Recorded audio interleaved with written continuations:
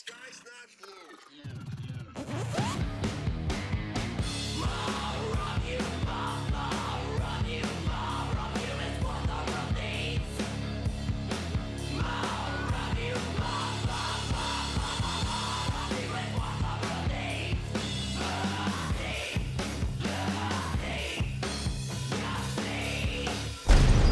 You need to understand that when the time comes, I'm going to be taking over.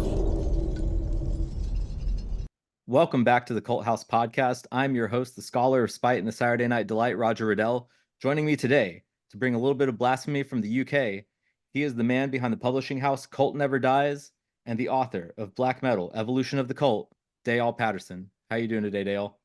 I'm good. It's a little bit later here than it is there, I think. So it's Friday night here. So, yeah, I'm based in Chicago, so yeah, there's a little what time bit is of it time. there? It's 5:30. Must be more civilized.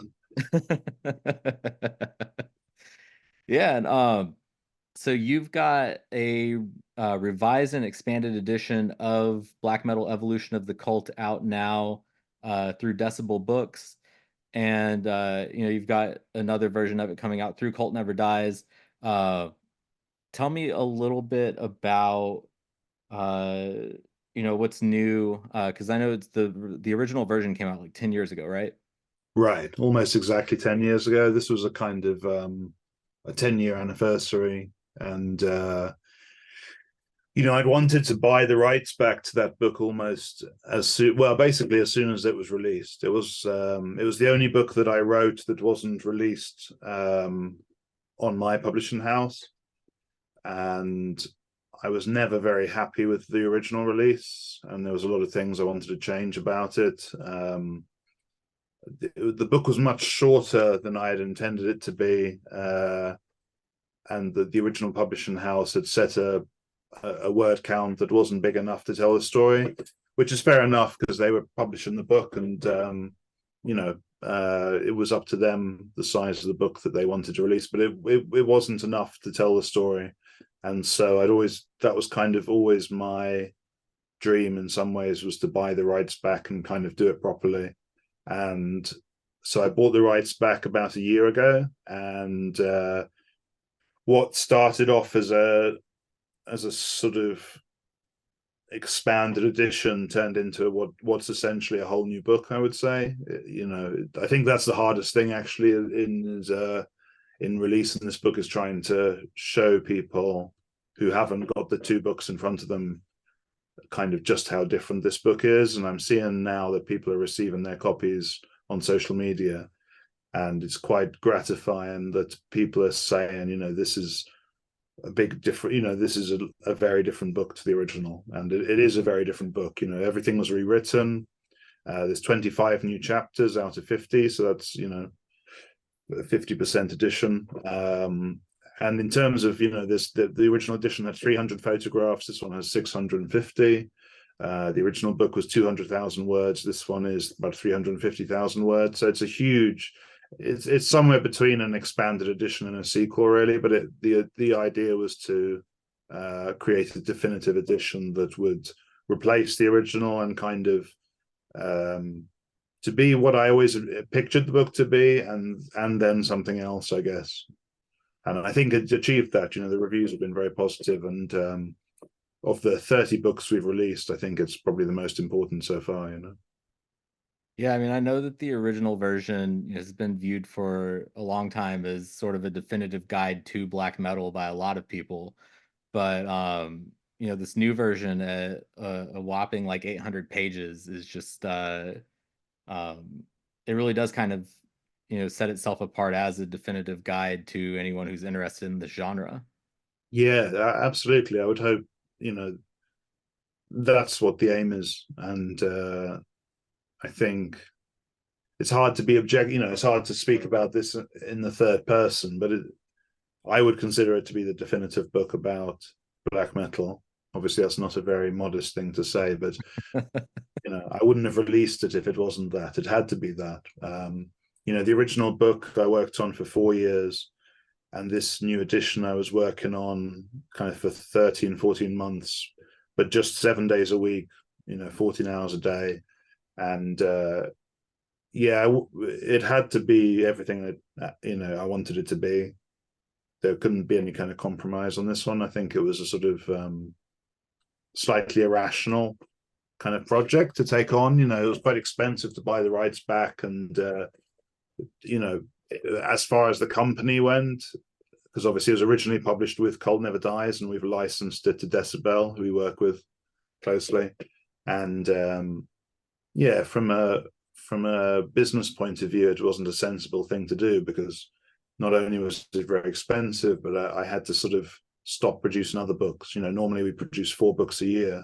Last year we just released this one, so it was but it was something I felt I had to do, and I think it was something that I'd waited so long to do that it kind of justified itself on. It's kind of my like a creative endeavor rather than a sort of a business endeavor. The sensible thing to do would not to have been to release this book, or to release it in a couple of years, but it was always in the back of my mind that book wasn't quite right, and because that book has kind of been the foundation for all the other books we've released, it sort of had to be righted, and now that's, I think, perfect, or as close as I can make it to be perfect. So now it presents a good good foundation for the other books, the sequels and the books that have come from that book, like the Rotting Christ biography, and it all kind of it feels like the cycle is kind of complete now. So it's a great relief, I have to say. Yeah, and I'm really excited to get a physical copy of it, here in the coming week or so. I've seen the review copy, and it's just like beautifully done. And then just based on like other books that I've gotten, so I've got Cult Never Dies, the Decibel release of it, and they just the hardcovers are just beautifully done. Absolutely, yeah, and it's good to see it in hardcover. The original, I'd always envisaged it as a hardcover kind of coffee table style book, and it wasn't that in its original form, so it's good to have it as I saw it back in 2009, when I started it. So I'm very happy with it, and the cover's a lot better, the layout's a lot better, the writing is better. Obviously, you improve as a writer over 13 years, and or you hope you do, and just the sheer number of people that are involved made a big difference, I think. The original book had, I think, 75 people interviewed, or 70 people. The new book's 160 people. So it was about kind of giving a broader perspective and just a broader picture of this movement and phenomena,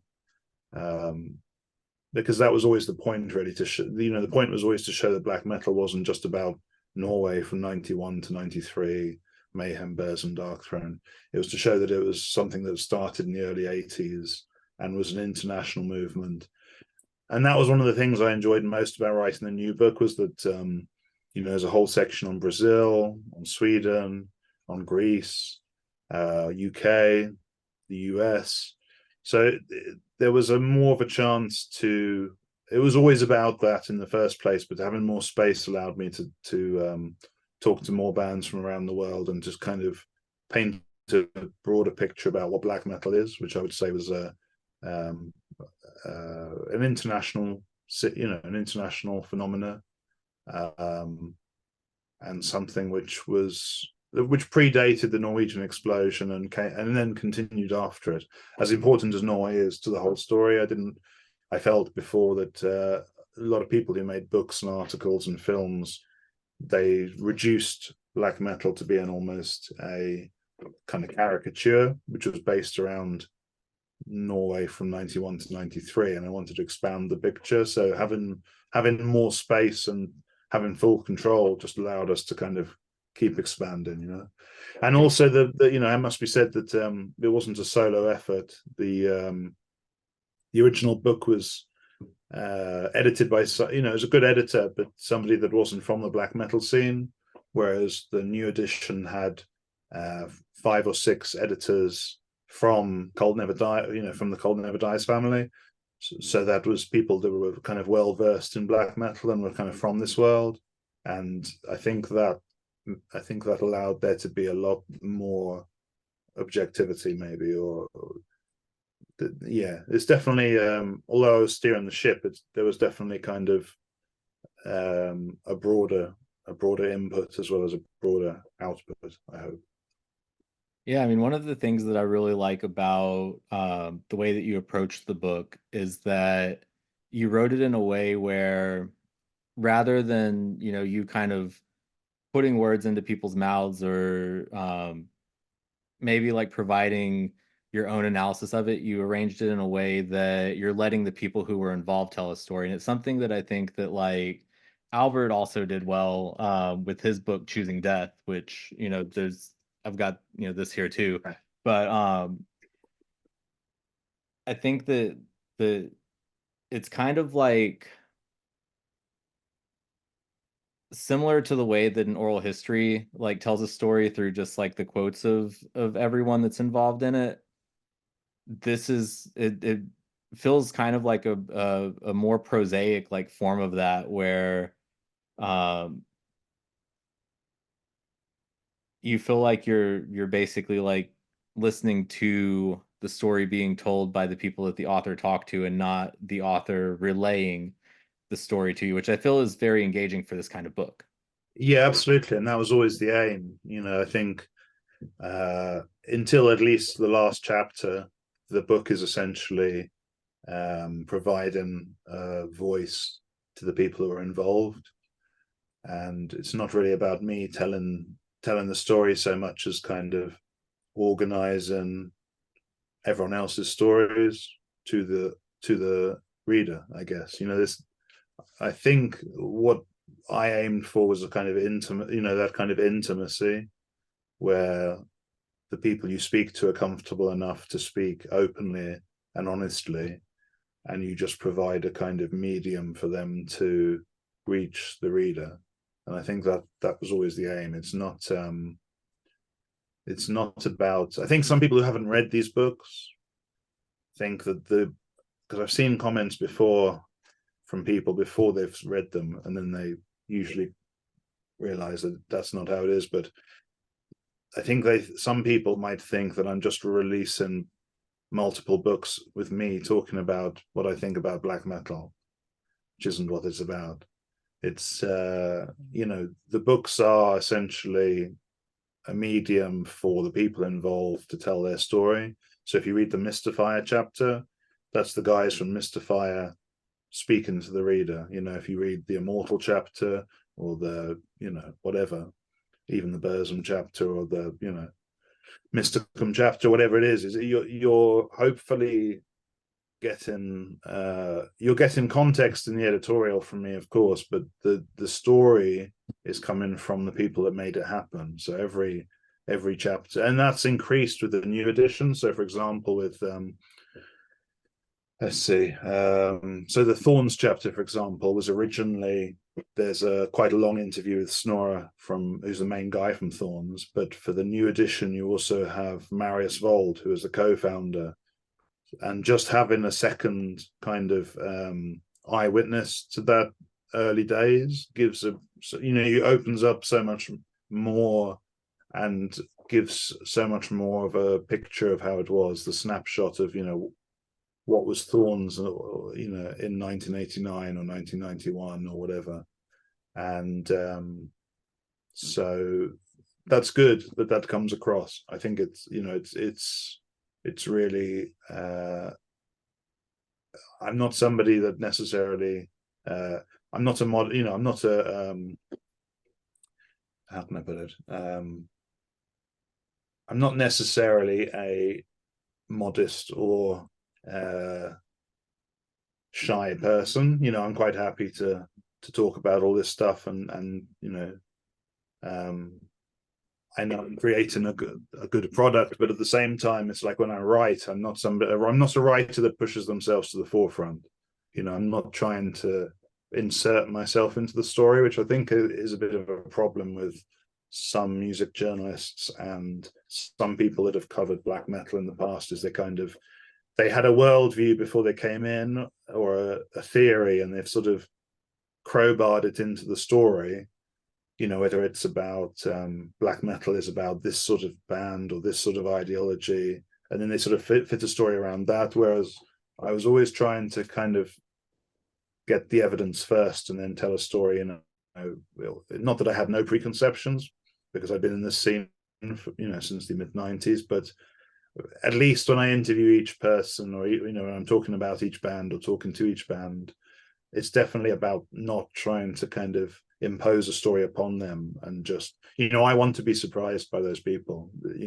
If I'm into a band, and all the bands in this book I'm interested in, obviously, I'm happy to be surprised, or I'm happy if they tell me the inspiration was something other than what I expected.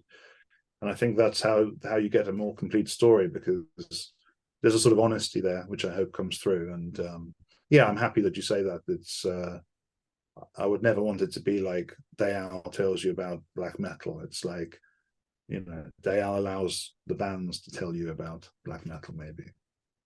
Yeah, and I mean, to the point that you were making, like, it's the presupposition of what an outcome of a story is going to be before you've really reported and written it is kind of a thing that, just as like an editor and journalist, now with like the decade of experience that I have, when I'm working with younger journalists, sometimes I have to sort of remind them of that. Like, you can't go into a story just assuming that a certain outcome is going to happen to it. You have to let the story tell itself.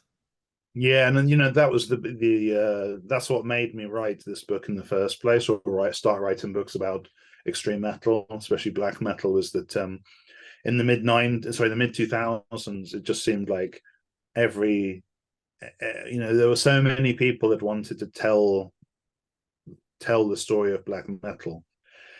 I understand why, because it's very, if you're not from that world, it's already very kind of exciting, the way the bands look and the way the bands sound and the stories and the legend, I can see why that attracts people. But the people that were writing books and making documentaries and writing articles and papers, they weren't from the black metal scene, and they didn't really care about the black metal scene. So they were kind of regurgitating the same stories, and they had I think most of the people who were doing that had their own, I guess, theory. Some of them, there were some writers who, they felt that black metal was the resurrection of the heathen spirit of Europe, or maybe they felt that it was to do with like, it's purely a satanic phenomena, or this is something that was born in the 90s, and had, the 80s bands were just some sort of little precursor to it. They all had these things, and you could just see it kind of coming through their work, the documentaries, the books, the articles. They were trying to justify the story they already had. And yeah, I think this book is the opposite of that. It's more about trying to it's about really digging into the different motivations and worldviews. And I think that's, in that sense, we're quite lucky with black metal, because it is a genre where, at least until recently, most of the musicians were motivated by something more than just like, let's make a good riff or something. That there's always been an ideology or a worldview, and not necessarily worldviews that fit comfortably together. It's kind of, black metal has a lot of paradoxes and conflicts within it, but at least there's always something more than just, it sounds cool. Like, it's about more than that. I'm not saying that there's anything wrong with bands that make music just to sound cool, but I used to interview bands for metal magazines, and there were certain genres where you couldn't, there wasn't really a message, there wasn't really anything behind it.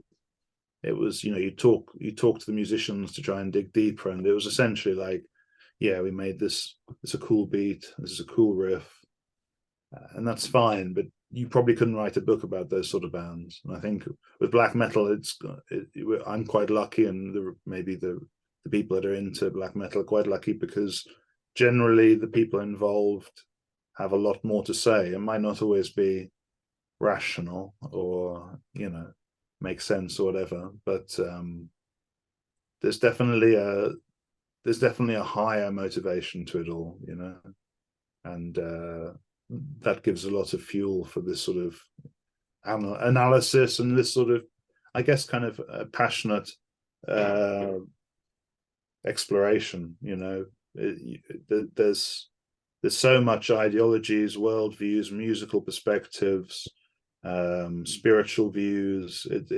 There's so much depth and variety to it that it keeps me as a writer interested, and I think hopefully that comes across in the books. Yeah. I mean, what you're saying about all the paradoxes and conflicts within the genre as well, just reminded me that in the mid 2000s, when I was in college, I had a philosophy and humanities professor for a couple of classes who um, had done a lot of research on like nihilism and Nietzsche. And I had gotten him into black metal at one point because I was like, you might be interested in this as sort of a modern extension of, some of these things.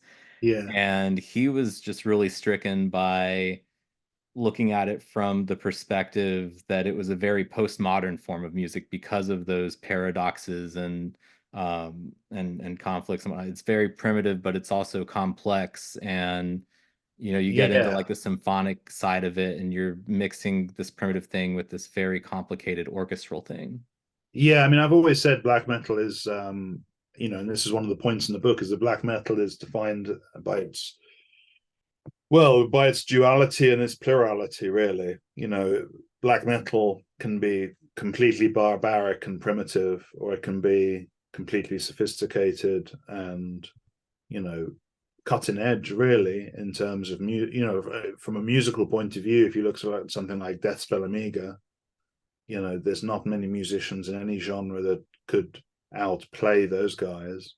But at the same time, you have something like, I don't know, let's say early Emperor or early Beherit, and it's no less black metal and it's no less impressive, where it's completely primitive, but it kind of it taps into the same energy and the same atmosphere and the same sense of summoning or communing with something that's greater than yourself, whether you call that Satan, or whether you call that nature, or wherever your perspective is. It's about something.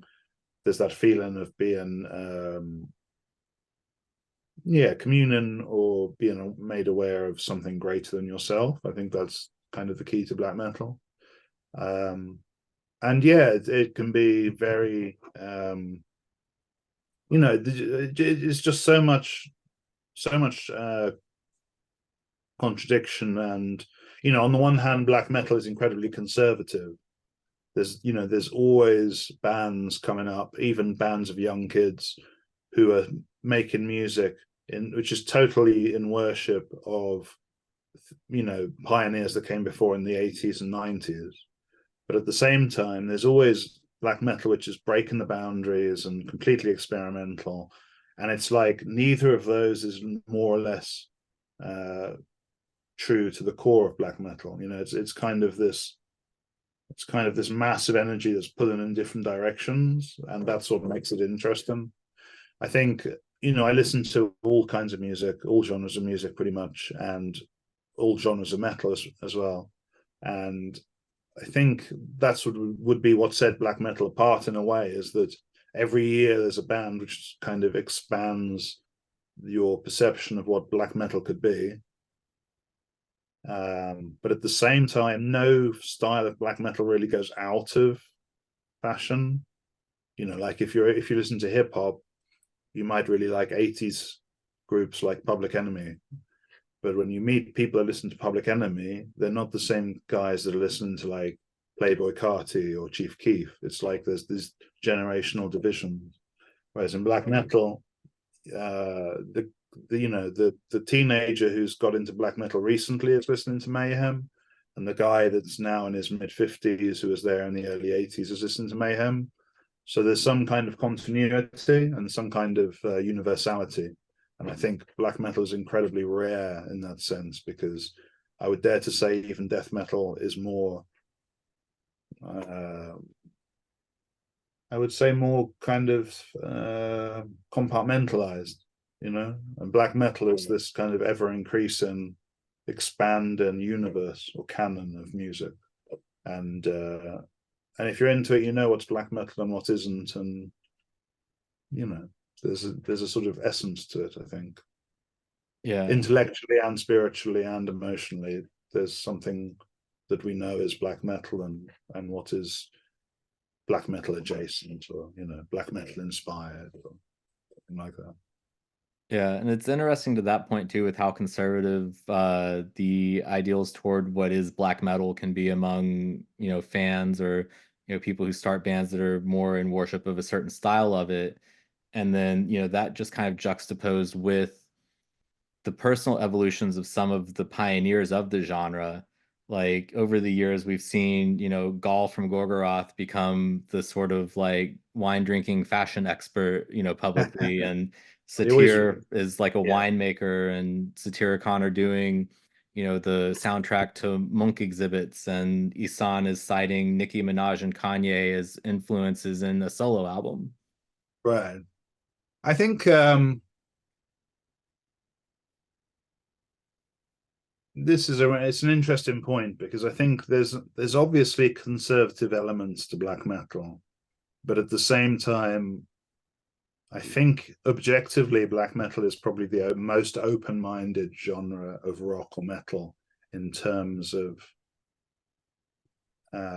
musical expression and artistic expression. I mean, even if we just reduce black metal to, let's say, the early 90s, in fact, even if we just reduced it to Norway in the early 90s, if you were to compare, let's say, Fluidity to Mysticum, to Arcturus, to Mayhem, to Darkthrone, to Burzum, to Streed, like every one of those bands sounds completely different. And you had within the first, let's say, from 1991 to 96, 97, you've got elements of folk music, industrial music, techno, drum and bass, classical music, doom metal, classic rock. All these elements are incorporated within bands from that era, and it's only got bigger since then. And I would ask kind of what genre can compete with that. If you look at death metal or doom metal, or whatever, I don't think there's many genres of music that are able to draw on different genres of music, other genres of music, and let's say draw on the strengths of those musics without diluting themselves. And I think that has to always be remembered when we talk about black metal being conservative, or the fans being conservative. There is an element of that which is true, but at the same time, when you have bands like Vedwon's Ender, which has got all these jazz influences, sitting next to Blasphemy, which is this sort of very primal assault, and there's a huge variety in black metal, and I don't feel comfortable with black metal being labeled as a conservative, because this is not to get too much on a rant here, but this is the sort of straw man that a lot of people in the last 5 years especially aim at black metal, because people will tell you, rightfully so, that bands like Death Heaven is not black metal, and they're not black metal. The reaction of people who've got into black metal in later years is like, black metal fans are, narrow-minded, and they won't accept, these bands, and, what conservative, narrow-minded fan base. But then if you look at the breadth of what the black metal fan is listening to, it's immense, really. The typical black metal fan is, and it's okay to say that something is not part of the canon. It's not a criticism. I think Sunbather was a really good album. It's not black metal.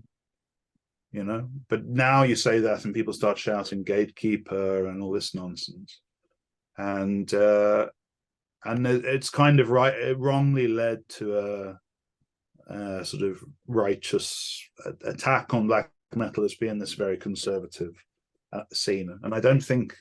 I think that's really an oversimplification. I think this book is testament to how broad black metal is as a culture and a music form.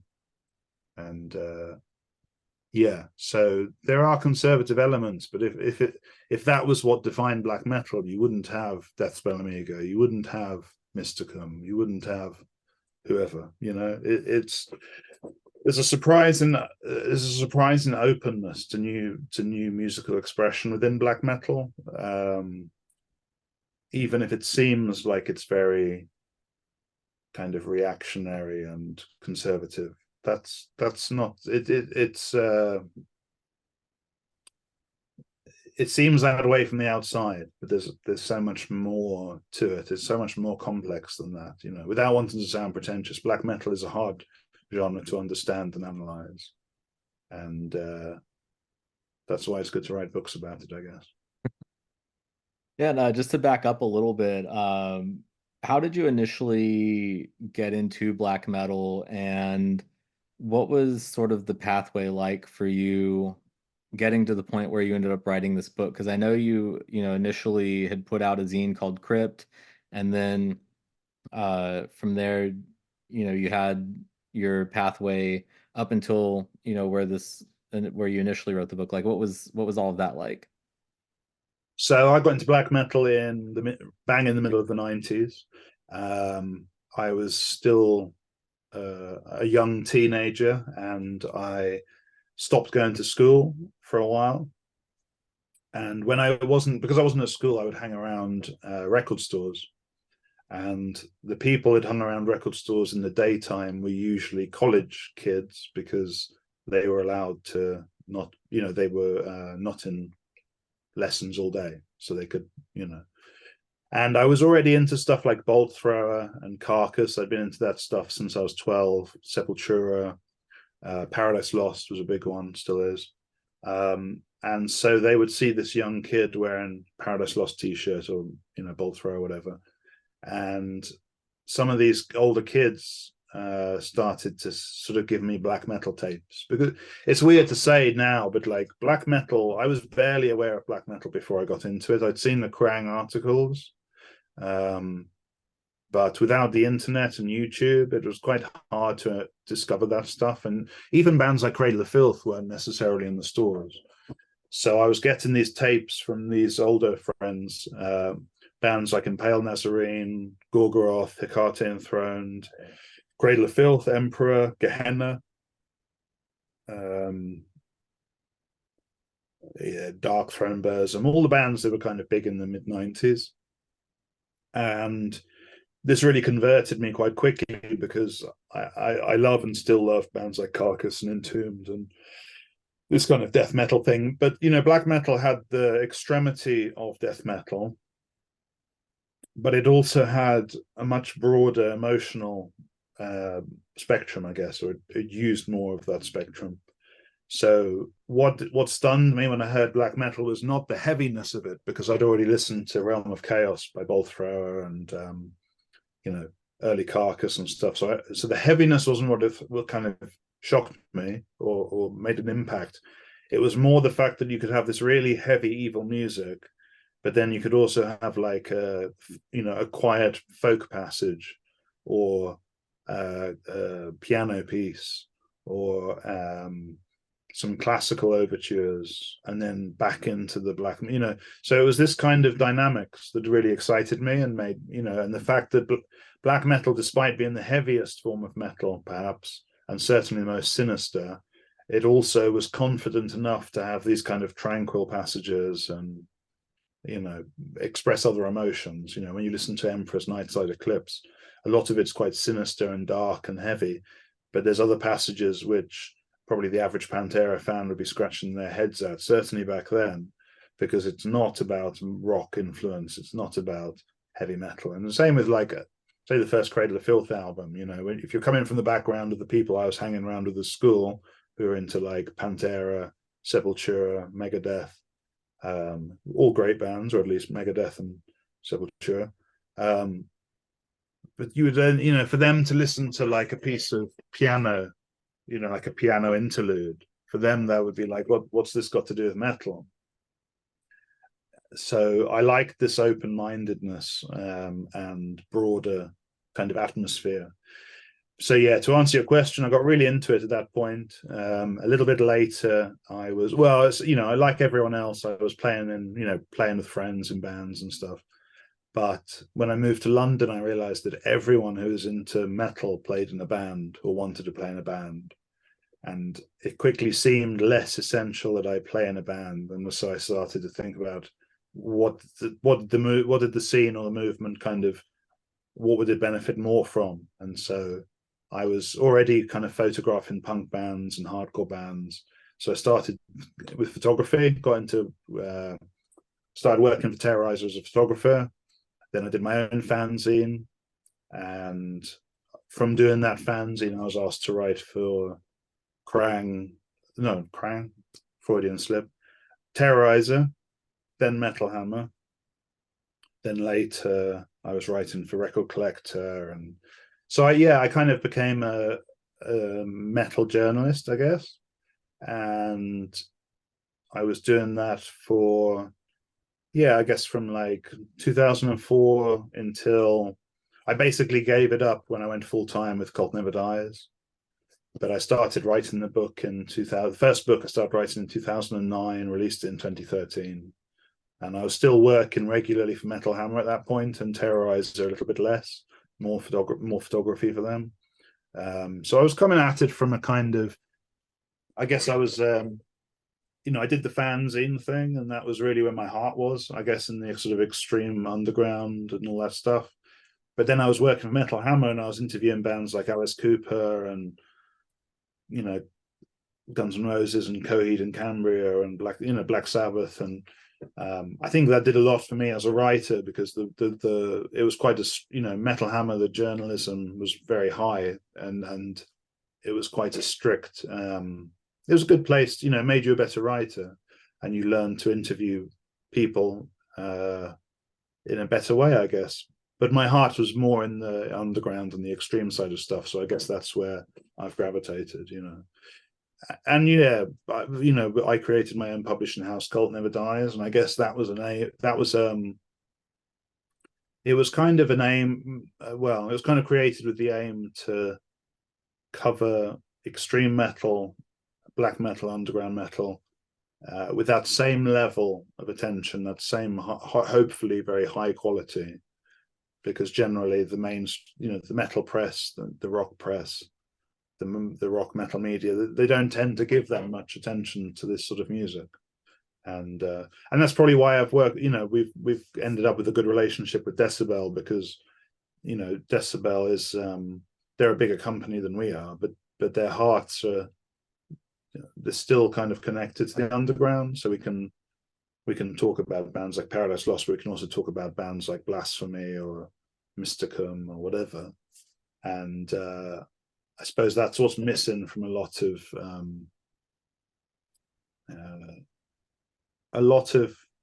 in the UK. It's a very different. It's quite hard to. I'm trying to think of a diplomatic way to say this. There isn't much space to cover extreme music within metal magazines in the same way as there is in, say, Germany or maybe even in America.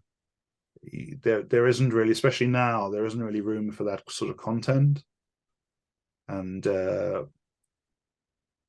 UK is quite, metal is a little bit of a taboo here in a funny way. So I guess these books and Cold Never Dies as a publishing house, it was all sort of, in some ways, it was a reaction to that. There was definitely a void to fill. It's a long answer to your question, but yeah, that was the road I took. I became a normal rock metal journalist, and I really appreciate that. And it's not like, I love Kiss, I love Alice Cooper. I mean, it's not like my heart wasn't in that, because I love that stuff as well.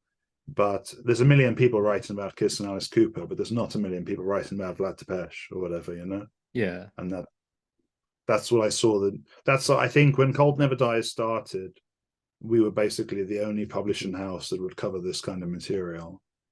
And not just cover it, but cover it with the same level of sort of strictness and love that I would have covered Kiss for Metal Hammer with, you know? Yeah. So it's taking those skills and bringing them back to the underground and what I would consider to be the cutting edge of heavy music, really. Yeah, it's interesting that you know, metal is seen as kind of taboo in the UK, given how much of a role bands from the UK have played in metal. Yeah. I mean, this is a subject I've become slightly obsessed with over the last 12 months to a year, 12 months to a year, 12 months to 2 years.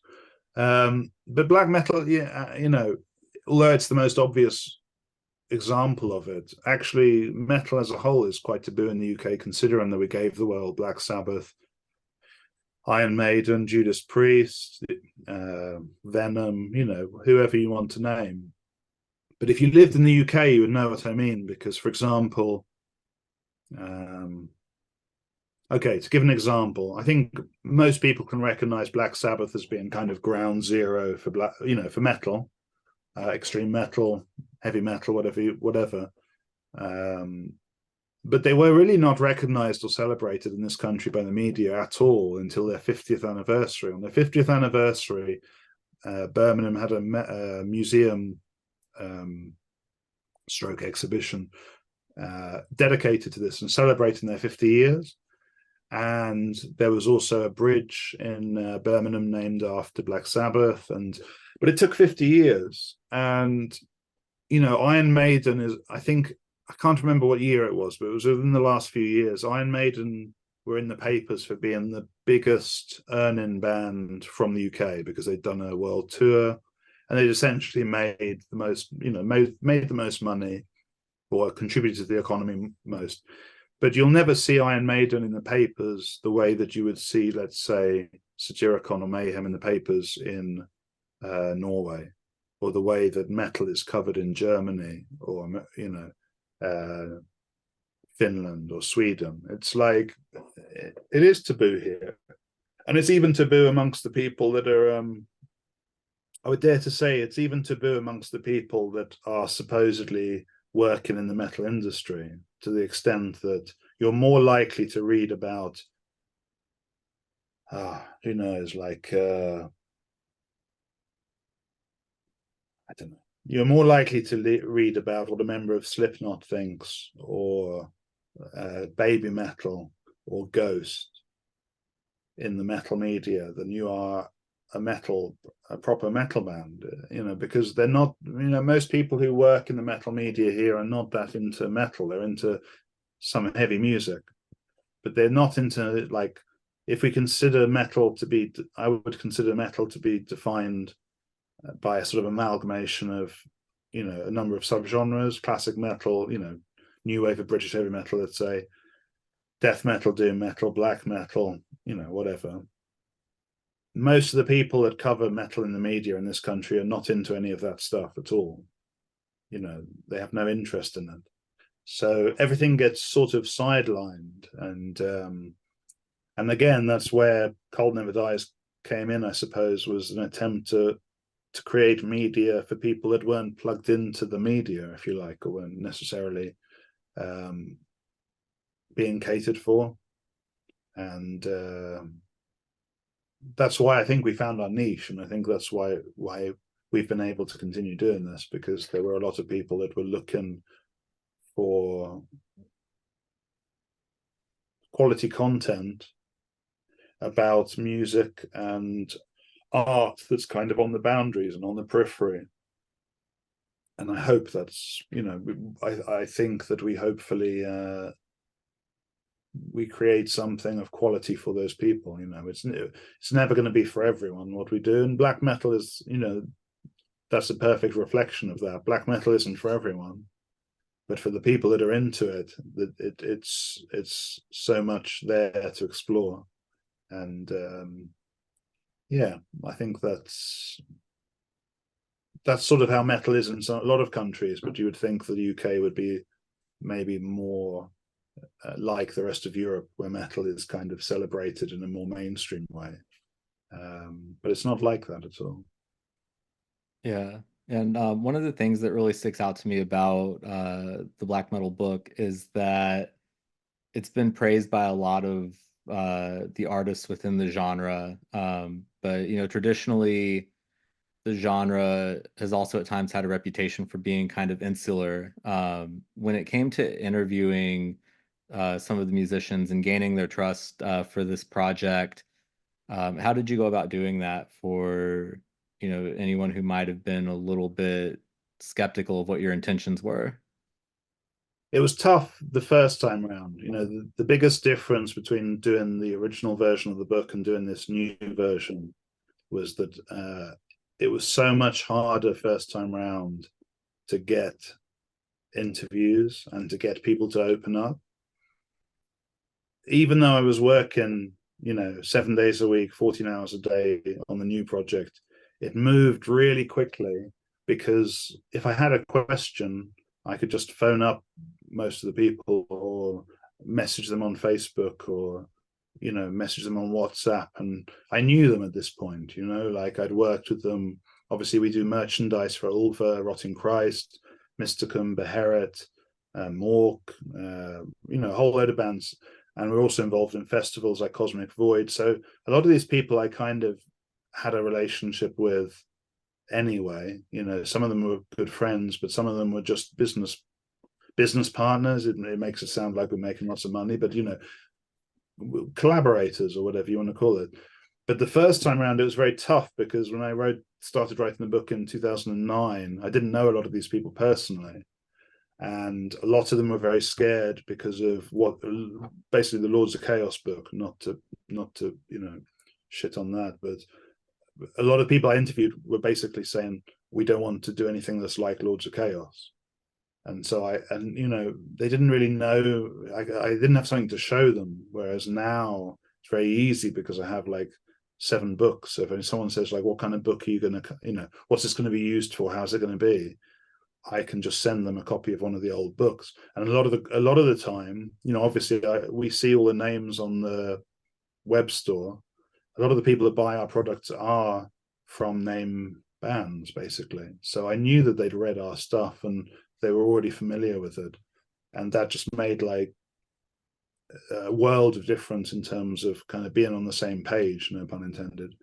But the first time around, it was like I really had to go into so much depth, kind of trying to get them to imagine what it was going to be like. So I knew what this book was going to be like, but there was an element of trust needed that I wasn't going to try and sort of sensationalize or stitch these bands up, basically. But it helped that I'd done Terrorizer and the fanzine, because a lot of these guys I knew from doing the fan, like the Blasphemer from Mayhem. I'd interviewed him when I was still at college doing my fanzine, so I kind of had that. I'd done an interview with him, he'd seen it in print, and he liked it. So there was that level of trust, and then you could get him to, could you mention to this guy in this band that I did a good job and I'd like to interview him as well? So there was a lot of that, talking to people I was friends with and saying, could you put a good word in with, whoever it would be? And I think a lot of it just came down to that, really, personal contacts. And it just got easier as it went on, because if you've done an interview with 20 people and you come to the 21st person, they know some of those 20 people, they can say, oh, it was a good experience, this guy's into the music. And it's quite obvious that I'm into black metal. I'm not, if you look at some of the people that wrote previous books or made previous documentaries or wrote previous articles, they're clearly from the outside looking in. I'm not saying that's always a bad thing, but it's much easier to make mistakes when you're like that and you're in that position. And it's very obvious that I'm from the same world, if you like, and I think that's really what makes the difference. And I think that's probably why the book has had such unusually good response from people from bands, is that it was more like a collaborative process. Nothing was done. It wasn't like me looking in at them in the zoo. It was more like us talking over time and swapping ideas, and it's just not that kind of outsider relationship. Some of these guys I've ended up releasing records by and putting on gigs for and going on tour with, or just becoming friends with. There was just that, there wasn't that distance, and I would hope for the reader, I think that's very obvious. There's not that distance between the writer, and this isn't just for me, like the other books we publish, for example, we do the Doom Metal Lexicanum. The writer of those books, he's clearly from the Doom scene and in love with Doom, and he knows the people. So I would hope that with all our books, you just see that there's not this distance between the writer and the interviewee, the artist, and there's not even a distance between the writer and the reader. It's not that big a world, not that big a scene. And if the people that are reading our books are most likely from the same scene as we're from the same scene as the bands, it's intimate in that sense. And I hope all our books convey that intimacy, so it's not that sense of some guy looking in saying, oh, what are they up to? It's not about that. Yeah. I mean, one of my favorite examples of that sort of thing, where the story is approached more from the perspective of someone looking in on someone, almost like you're viewing a person in like a zoo, is Right. And this isn't to shit on this project or on Vice or anything, but in the mid 2000s there was the Vice True Norwegian Black Metal like video where they went Gal. to Norway and interviewed Gal. Yeah.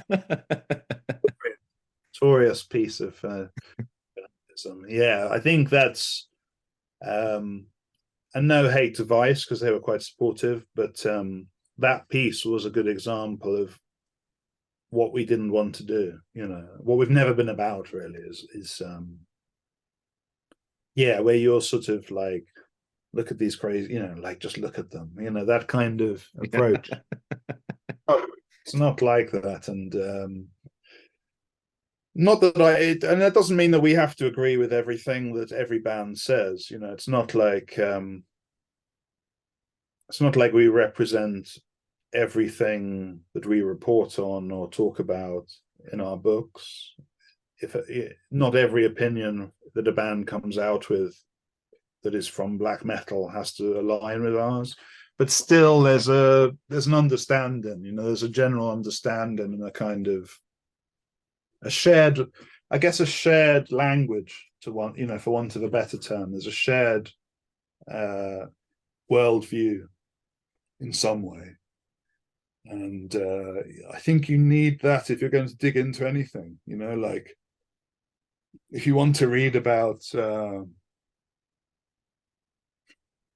if I wanted to read a book about the insides of the banking world, I wouldn't be the person to write it, because I've not come from that. I'd want to read it from somebody who was in that world. And I think that's the same for music journalism, and especially about black metal, where it is quite closed. You need people that are at least, within that world. And I think that's another thing with the book, is that it's aimed to be a good read for people that aren't in this world as well. For people who are interested in black metal, but not yet well versed in it. It has to be interesting for them as much as it is for the person who's been into black metal for 40 years. And that was one of the nicest reviews we got, was from like Roy from Imhotep fanzine. He's been writing about black metal longer than me. He was doing it in the early 90s. He's been there ever since, a bit older than me. And he was saying, I read this book and discovered loads of new things. So when somebody I know has been full-time into black metal since the 90s and he's learning something, then I know that it's doing a good job. But at the same time, because it's got that intimacy, I think the book is also very good for people who are interested in black metal but not yet well versed, because it is straight from the horse's mouth.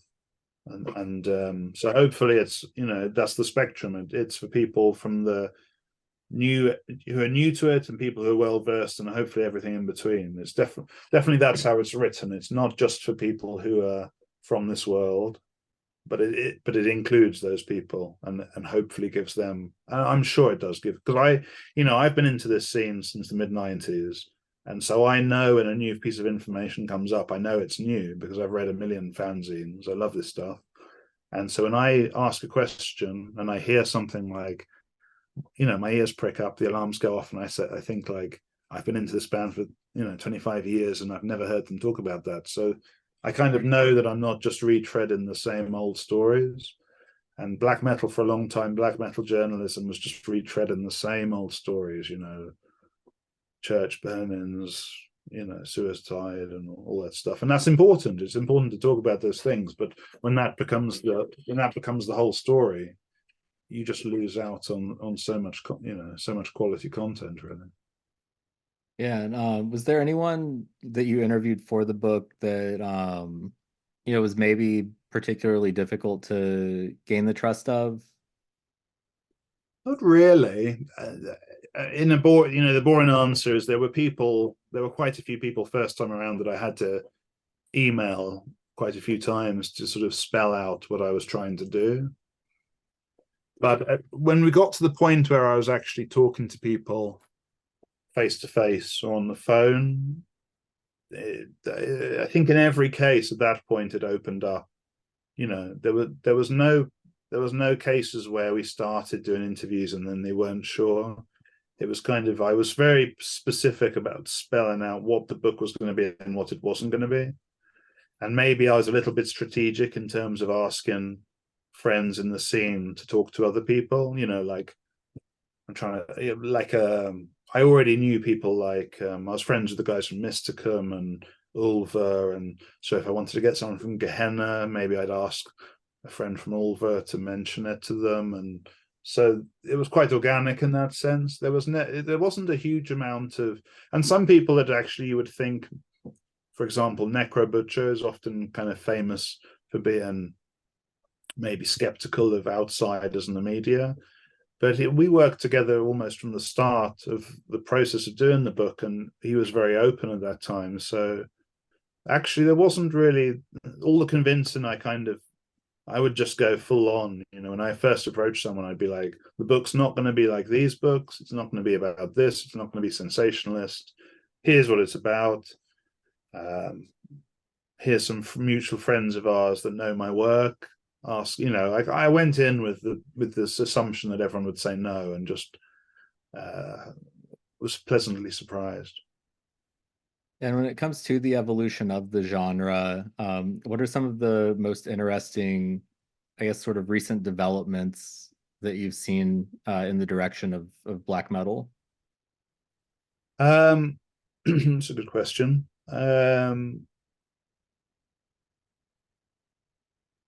I think objectively, black metal's most interesting development period was probably 1980 to the late 2000s. And that's not to say that new black metal, I don't want to sound like an old grumpy old man, but I think a lot of stuff has, black metal was so experimental in its early days, and I think that was partly because of Euronymous' very open-minded attitude in terms of music, even though he was very dogmatic and specific about ideology and so on, and clothes and all the rest of it. He always promoted this, very open-minded approach to the musical side of it.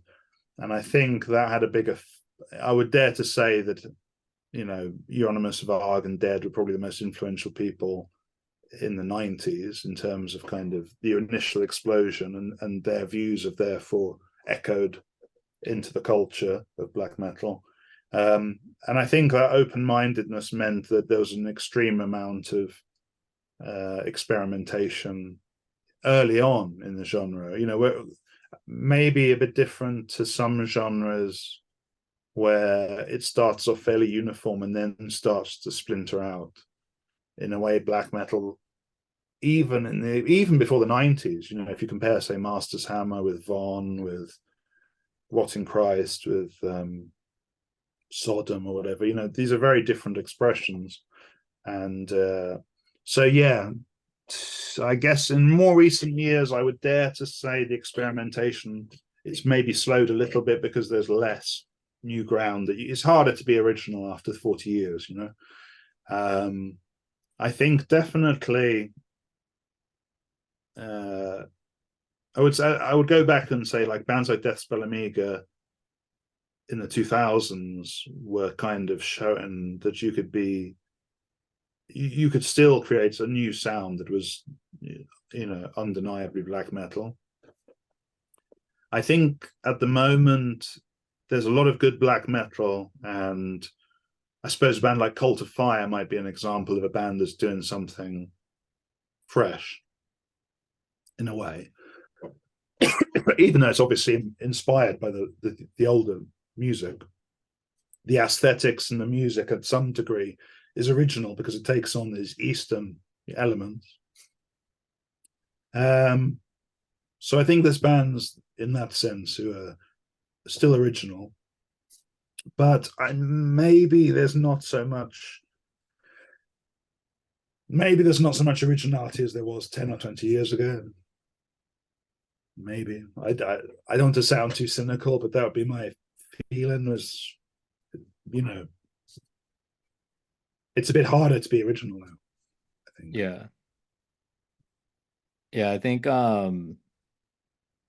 maybe the last thing that really stood out to me as far as an evolution of the sound, and even this was kind of building off of, what you mentioned earlier with the industrial elements that have been, mixed into some forms of black metal over the years too. But in the late 2000s, early 2010s, there was, the wave of sort of psychedelic black metal like Noctmistium and bands like that. And then more recently, something that's kind of caught my eye is the sort of influx of Native American black metal bands.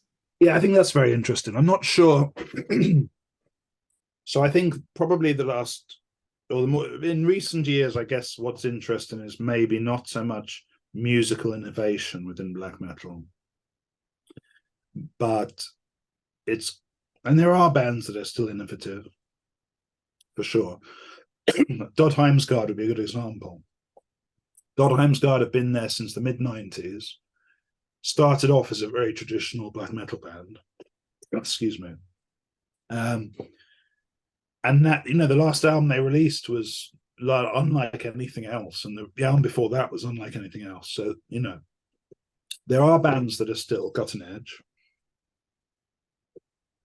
But I would dare to say now, maybe the more interesting thing, or the more notable thing, is that, to take the example, there is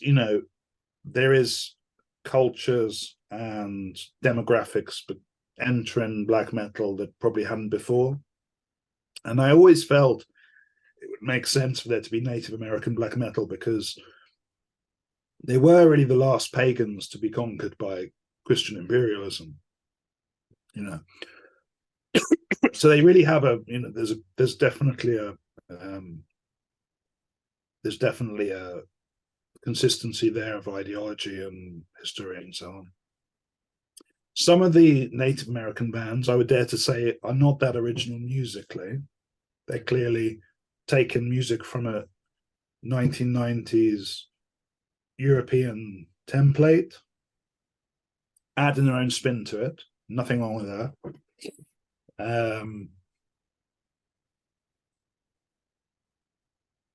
So yeah, I think it's more like that. It's more like bands are coming up now in territories that maybe we haven't seen before, and adding their own spin to it. But I would dare to say that there's nothing quite as groundbreaking as there was in the previous two decades. The 90s and the 2000s saw so many breakthroughs, and ambient black metal, folk black metal, industrial black metal, yada yada. I don't think it's so much about that at the moment. I think it's more about bands putting their own twist on things. Yeah. I think, you know, I'm sure there'll be stuff that we can't even predict right now in the next 5 years. Well, I think that's actually what's exciting about black metal, is that there'll always be this traditional element to it, but there'll also always be bands springing up that you couldn't have predicted. But even though you couldn't have predicted them, they're undeniably black metal. They've captured the essence of it, you know? Yeah. I think that's what's exciting about the scene. Yeah, and I've had you for about an hour now, so I don't want to take up too much of your evening. I know it's pretty late there, but is there anything else that you want to put out there? Um, well, thank you, anyone who's made it this far. I think anyone that's interested in what we do, not only for the new book, but also as a publishing house, they might want to take a look at www.cultneverdies.com. I think it's not to, how can I put this in not a non-pretentious way. I think it's very good that people are making programs like yourself, and that there is a culture of people wanting to celebrate this music and art in a kind of thoughtful, you know, in depth would be the key word, in in-depth way. You know, I suppose Cult Never Dies, the new book, everything that we've done it's definitely against the superficial. It's the one thing that I can't be dealing with, is this sort of superficial approach to music and culture. And I think for a long time there was a very superficial approach to documenting this sort of music and talking about this sort of music. And I think it's I would dare to say black metal evolution of the cult is a totem for, let's say, Cult Never Dies as a collective of people who are trying. And, you know, this video, I do all the interviews for Cult Never Dies, but I don't want to represent, you know, I don't want people to think that it's just me doing all the work. There's about 10 of us. There's full-time mail order people, and, you know, there's other editors, other writers. And I think Cult Never Dies is kind of a totem for trying to celebrate this kind of extreme, uncompromising art and culture in a sort of in-depth and thoughtful way. And yeah, it's nice to be allowed to rant about that on a program like this, and kind of go equally in depth, you know, albeit on a Friday night after a few beers. Yeah, and just thanks again for taking the time, Dale. And everyone check out Black Metal, The Evolution of the Cult, through the Decibel web store here in the States, or through Cult Never Dies elsewhere. And I should add that Decibel have quite a few of our other books. So if you're in America and you want to read about dungeon synth or death metal, or they have, we've got a good partnership where they take our goods into the for the US market, and we bring some of their books to the European market. And yeah, there's it's not just about black metal, but yeah, Decibel, Cult Never Dies. It's a good source of in-depth reading material for underground metal, let's say. Yeah. Thanks, Dale. Thank you.